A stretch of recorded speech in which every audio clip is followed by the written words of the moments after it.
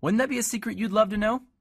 Well, this is a fact. All women go through the same exact process every time they decide to sleep with a guy.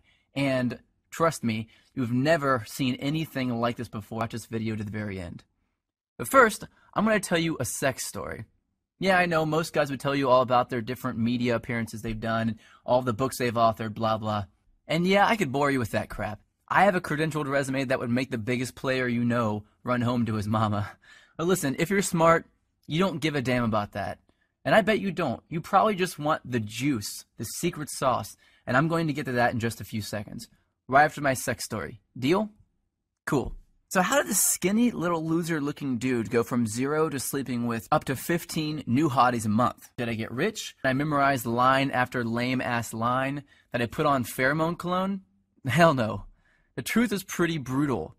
I was an absolute leper with women until I discovered this system. If you looked up whipped in the dictionary, it'd say, see Josh Pellissier. In fact, if I hadn't hit complete rock bottom, I'd probably still be terrible to this day. You see, several years ago, I was living with my complete ice queen of an ex-girlfriend in North Carolina. She was hot, young, and she knew it. You know, a total Barbie who always gets what she wants. And I thought she was amazing in bed. Now that I've been with a few hundred more women, I wouldn't even rate her a 5. Listen, back then, the old Josh did anything she wanted. She wanted to move to North Carolina. I said, okay, let's go. She wanted to keep in touch with her ex-boyfriend. I told her, it's okay, I understand. She wanted me to pay for the apartment. I didn't want to look like a deadbeat, so I said, I'll work 2 jobs, no problem. I just wanted to make her happy. But one brutally hot day, I come home from a 14-hour shift at the coffee shop I worked at to find her freaking out. She told me that her dad was making a surprise visit, and she never told him that she was dating anyone, and definitely not that she was living with someone. And the worst part, he was showing up that night. So she told me to get all my stuff and leave the house for a couple of days so he wouldn't find out that I lived there with her. And, like the little boy that I was, I left. I got all my stuff, packed it into my little crappy black Honda Accord, and drove out not having any idea where I'd go. I didn't have any friends in town, and I was way too proud to ask some random person if I could stay with them, so I drove around until I found a vacant house that was for sale, and I parked behind it hoping no one would notice me sleeping in my car.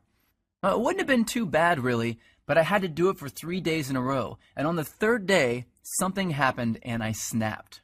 See, I had to sleep with my windows open because it was way too hot to close them. But the mosquitoes were so bad that I had to use a blanket to keep them off me, so I only slept about 2 hours each night, and I couldn't even lean the driver's seat back because all my stuff was packed in the back seat behind me. So I had to sleep sitting up in the driver's seat, covered in a blanket, in the sweltering heat behind a vacant house like a hobo. And then it happened. I was half asleep and I hear, "Freeze, put your hands where I can see them." I freak out, of course. So in a daze, I put my hands out the window and a swarm of police officers jog over to my car with their guns out and aim at my window. Apparently, the neighbor had seen a strange car parked behind the vacant lot and called the police. I guess I would have done the same thing. After they calmed down and realized I wasn't some national threat, they asked me what I was doing there. And that's when I did it. I told them that my girlfriend's dad was in town, and he didn't know we were dating, so I had to sleep in my car for a few days. That's when one cop turned off his flashlight, looked at the other cop in complete disbelief, and turned to me and said, "Seriously?" I was tired and I didn't have the energy to explain more, so I just said, "Yeah." I think he was still trying to be professional, so he told me that I needed to go somewhere else, and he told me to try sleeping in the Walmart parking lot. And as he was turning to walk back to his car, I heard him say, "Poor bastard." The rest of the night, I did some serious thinking. I sort of had to because I couldn't go to sleep. Have you ever been so tired that you can't fall asleep? Well, that was me. I just sort of woke up and realized that I was a complete and utter wuss. I was a sorry excuse for a man. If my dad knew how much of a wuss I'd become, he'd be disappointed. So that night, I wrote a note to myself on a piece of notebook paper that said, "I will get this attraction thing handled, or I will die trying." I still carry that note around with me to this day. So I grabbed the first thing I knew to look at out of my back seat, my psychology notebook from when I went to college in Florida. I opened randomly and I started reading, and I didn't know if I was delirious from no sleep for 3 days or if something just snapped and my IQ jumped 50 points, but I suddenly noticed a theory that my professor taught me that just went in one ear and out the other. Propinquity. It's a $10 word, which is probably why I never remembered it in the first place. So I read all my notes on this propinquity thing, and I thought, well, screw it. What the hell do I have to lose? I'll try it out tomorrow.